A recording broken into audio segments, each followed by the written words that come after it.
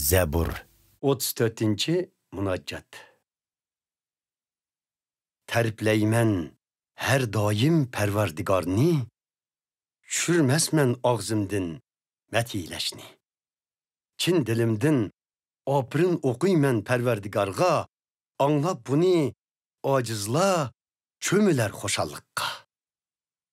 Mətiyləyle birlikte Perverdigarının büyüklükini, uluqlaylı hemimiz onun namını.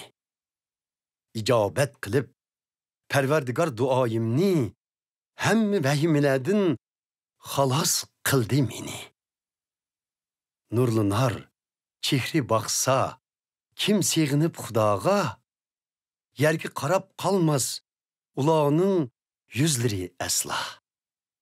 Perverdigar anlap pekirinin nidayini hem mükülbetledin kutkuz demini. Her tereptin qoğdap Xudanın periştisi kutkuzar xəvftin Perverdigarga ixlas mənləni. Es kılgın ve bilgin Xudanın mehribanlıqını, şunçilik bəxtlik bular başpanah kılğalla onu. Perverdigarga ixlas kılınla ey onun təqvadarları, onunğa ixlas qılanlarının kem bolmaz hiç nersisi. Ussuz ve aç gelişi mümkün, küçülük arslanla, ama kalmaz hiç muhtaçlıkta, Perverdigarga ümit bağlıqalla. Kelinla, ey balılarım, kulak silinla sözümge, Perverdigarga ixlas kılışını ögütey silege. Kim ki istise hayatın zoqlanışını, bəxtlik yaşap, uzun ömür körüşünü, tartsın tilini yaman sözdün, çıkmısın yalgan sözle levleritin. Yamallıqtın baş tatıp, kılsın yaxşılık, izdisun tinç amallık.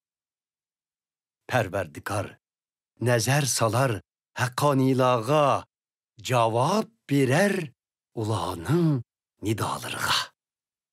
Yüz örer Perverdigar rezilledin, yoklar namlarını yeryüzüdün. Kulak salar Perverdigar, nalı kılsa hakkanıyla, ulağını barlı külpetledin kutuldurar. Miskinlege yıkındır Perverdigar, ruhi azap çekelleni kutkuzar. Köp bular haqqani adem duç kelgen qiyinchiliklar, amma uladın halis kılar Perverdigar. Aman saklar Xuda, onun barlıq süngeklerini, hatta sunuk kılmaz bir tal ıstıxınını.